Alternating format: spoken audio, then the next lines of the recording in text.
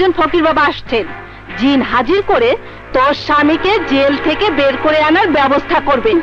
আমি আমার স্বামীর নির্দেশ ছাড়া অন্য কোনো পুরুষের কাছে এই পোশাক পরে যাইতে পারুম না।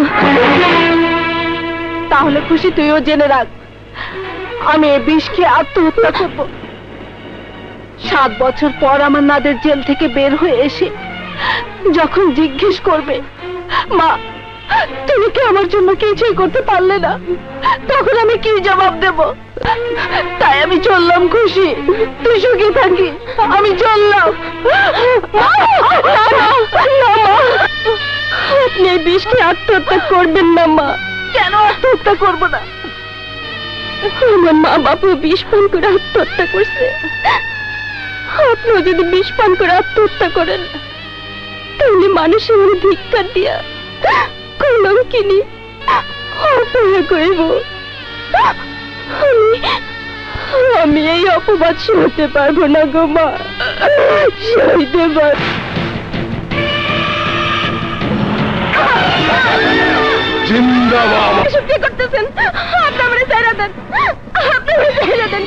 তোমার কথা বাহিরে গেলে তোমারই ক্ষতি হবে, কারণ আমার মাঝে এখন জিনের আশ্রয় হয়েছে। জিন তোমাকে কিছুক্ষণ বুকে জড়িয়ে ধরে ছেড়ে দেবে, তাতে সে আনন্দ পাবে, আর সে আনন্দ পেলে জেল না পাবে। আমার ছেড়ে দেন, নাহলে আমি কিন্তু ধিক্কার দেবো। ছেড়ে দেন।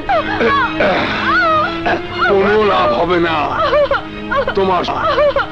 তোমার শ্বশুর শাশুড়ি সব জেনেই তোমাকে এখানে পাঠিয়েছে।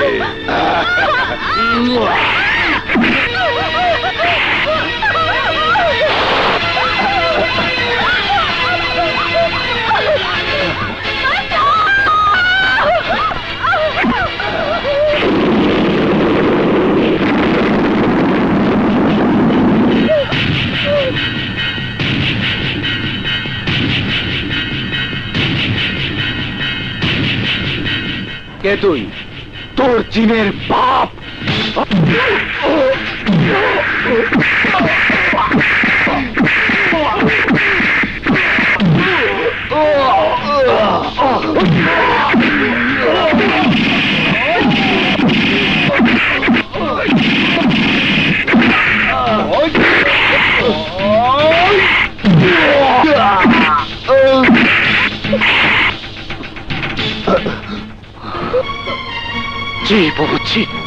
শেষ পর্যন্ত তুই এই পোশাক পরতে বাধ্য হলি। আমি যা করছি সবই আমার স্বামীর জন্য করছি। বুকে হাত দিয়ে বলতো, তোর স্বামীকে দিয়ে একদিনের জন্য তুই সুখী হতে পেরেছিস? তোকে কি দিয়েছে? না দিয়েছে সুখ, না দিয়েছে শান্তি, না দিয়েছে স্ত্রীর মর্যাদা। চল, এখন এই মুহূর্তে তুই আমার সঙ্গে যাবি। চল। আরে ভাই, স্বামীর বাড়ি সাইরা আমি কোথাও যাবো না। কেন যাবি না? কিসের জন্য যাবি না? মরতে হয়, স্বামীর বাড়িতেই মরবো। তুই মরে গেলে এই দুনিয়াতে আমার যে আর আপন বলতে কেউ থাকবে না রে। কে তোর আপন? আমি? অসম্ভব। বুবু? খবরদার, ওই মুখে কখনো তুই আমার বুবু করে ডাকবি না। আজ যদি আমার মামুন বাচ্চা থাকতো তাহলে ও আমার কোনোদিন এত কষ্ট দিতে পারতো না। বুবু রে, আমি এখন গিয়ে ফকির বাবারে কমো, সত্যি তুমি যদি আমার স্বামীর জেল থেকে ছাড়াই আনতে পারো তাহলে বিনিময়ে আমি আমার দেহ তোমার কাছে উজাড় করে দিব। না রে বুবু, না। তুই এ কথা বলে আমার ভিতরে জ্বলন্ত আগুনকে আর নাড়া দিস নে বুবু, নাড়া দিস নে।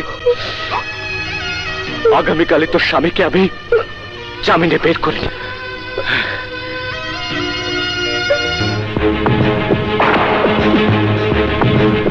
মামলার আসামি নাদের আলীর 3 মাসের জন্য অন্তর্বর্তীকালীন জামিনের আবেদন মঞ্জুর করা হলো। মামু, এতদিন জেলের থাইকা গলা শুকায় গেছে, জিহ্বায় পানি নাই। হ্যাঁ ভাই, বাইশাড়ি ডিগ্রি কলেজ বনাম বানারীপাড়া ডিগ্রি কলেজ ছাত্রীদের ফাইনাল ব্যাডমিন্টন প্রতিযোগিতা। আজকের খেলায় যারা জয়ী হবে তারা পাবে ভাসানী গোল্ড কাপ।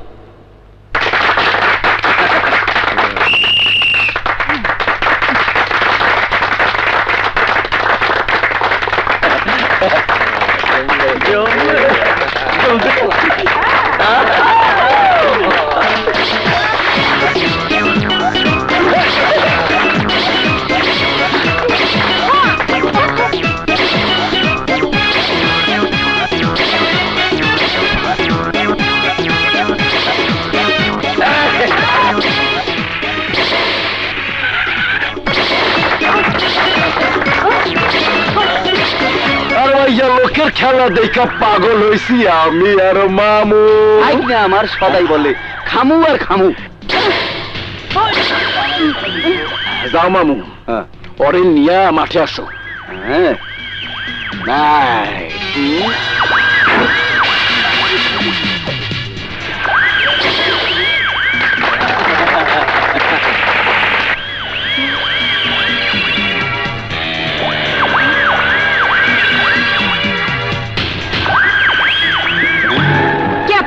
আমার নাম মামু। সবাই রে আমি লাচ্ছি বানাইয়া খামু। পাগল মতো কি বলছেন? নাদের খান তোমারে ডাকছে। যাকে আমি চিনি না জানি না তার থেকে আমি যাবো কেন? এই এলাকার নবাব, নবাব যা নির্দেশ করে প্রজাদের তা মেনে নিতে হয়। বর্তমানে নবাবী প্রথা নেই, আছে গণতান্ত্রিক সরকার। ওনাকে কি বলুন নবাবী খেতাব পরিবর্তন করে সরকারের কিছু একটা হয়ে আসতে। বাচ্চা কবুতরের মুখে প্রথম যখন ডাক ফুটে তখন সারাদিন শুধু বাকবাকুম বাকবাকুম ডাকতেই থাকে।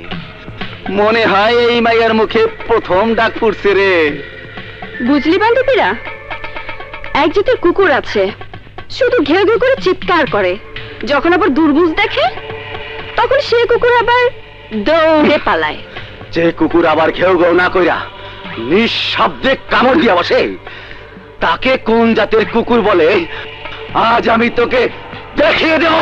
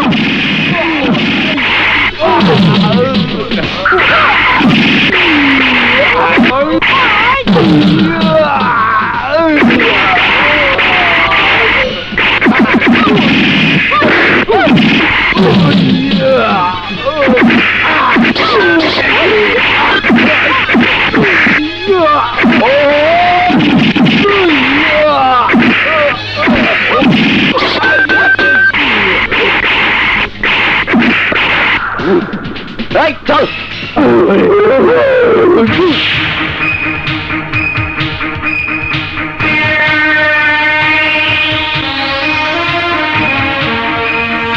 মেয়ে মানুষ হয়ে পুরুষের সাথে মারামারি করতে লজ্জা করে না? কেন? আমরা কি রক্তে মাংসে গড়া মানুষ না? না, আমি তা বলিনি। আমি বলতে চাচ্ছি মেয়ে মানুষ হয়ে কি পুরুষ মানুষের সাথে মারামারি করতে পারে? কেন? মেয়ে মানুষ হচ্ছে পুলিশে, আর্মিতে, এমনকি বিমানে পাইলট হিসেবে কাজ করে দক্ষতার পরিচয় বহন করছে। মেয়ে মানুষ হয়েছে বলে কি পুরুষের চেয়ে কোন অংশে কম? কথা বলো মাতা। আইনের লোকের পকেটে হাত দেওয়ার অপরাধে আমি তোমাকে গ্রেফতার করছি।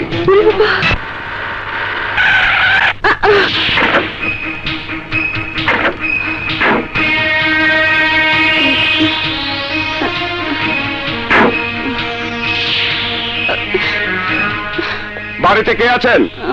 বেরিয়ে আসেন।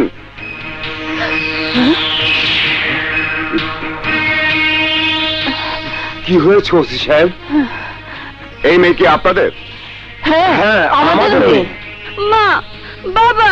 কি করেছে আমার মেয়ে? প্রতারণা মানে কি বলতে চাচ্ছেন আপনি? জিজ্ঞেস করুন আপনার মেয়েকে। মা পারুল, কি করেছো? আমি কিছুই করিনি, মিথ্যে বলে কলেজ মাঠ থেকে আমাকে ধরে এনেছে। আবার মিথ্যে কথা? বাবা, ওর বয়স খুব কম, সেই ছোটবেলা থেকে দুষ্টুমি করা ওর স্বভাব। না না, আমার বয়স কম না, 18 বছর 3 মাস 9 দিন 12 ঘন্টা। যেহেতু সে সাবালিকা সেহেতু তাকে ছাড়া যাচ্ছে না। সরি, আমি তাকে থানায় নিয়ে যাচ্ছি।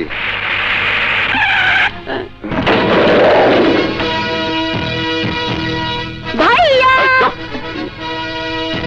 ওসি সাহেব, আমার বোনকে কেন গ্রেফতার করেছেন জানতে পারি? আপনার পরিচয়টা দিন, তারপর বলছি। আমি ব্যারিস্টার মামুন।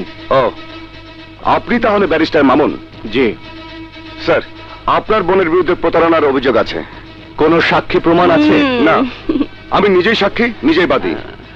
দেখুন, দেশের প্রচলিত আইনে আছে, বাদী যদি নিজেই সাক্ষী হয় তাহলে আদালতে তার গ্রহণযোগ্যতা নিয়ে প্রশ্ন দেখা দেয়।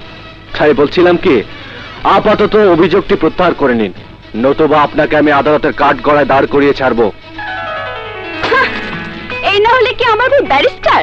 স্যার প্লিজ, আমার বিরুদ্ধে আদালতে মামলা করবেন না। শত্রুকে যেন আল্লাহ কখনো কেস মামলা না ফেলায়। খুব খারাপ, ভীষণ খারাপ।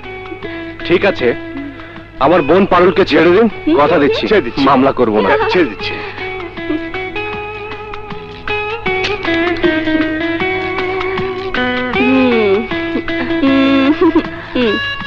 মা দেখেছো মামুন ভাইয়ের কি ক্ষমতা? মামুন, তুই কি ওসি সাহেবকে আগে থেকে চিনিস নাকি? আমি তো চিনি, আপনিও চেনেন। আমি চিনি? কে আপনি? চাচা, আপনি না তুমি? আমাকে চিনতে পারছেন না? আমি মামুনের বন্ধু রফিক। আপনাদের থানায় গতকাল ওসি হিসেবে জয়েন করেছি। তুমি রফিক, তা আগে বলবে না? আজ সাদেক উকিলের ছেলে নাদেরের লোকের সাথে পারুলের ভীষণ গন্ডগোল হয়েছিল। ওকে ধরে নিতে চেয়েছিল, আমি রক্ষা করেছি। বাবা রফিক, ওদের সাথে আমাদের দ্বন্দ্ব দীর্ঘ 20 বছর ধরে। চাচা, আমি প্রস্তুতি নিচ্ছি, ওর সাথে প্রতি মিনিটে মিনিটে দ্বন্দ্ব আর চ্যালেঞ্জ করে যাব, দেখি ও কি করতে পারে। এসব কথা বাদ দিয়ে ভিতরে এসো, আমি পাকের ঘরে যাচ্ছি। ঠিক বলেছে, চল ভেতরে যাই। এসো এসো। আমার সাথে এত বড় ব্যাপারে দেখাচ্ছি।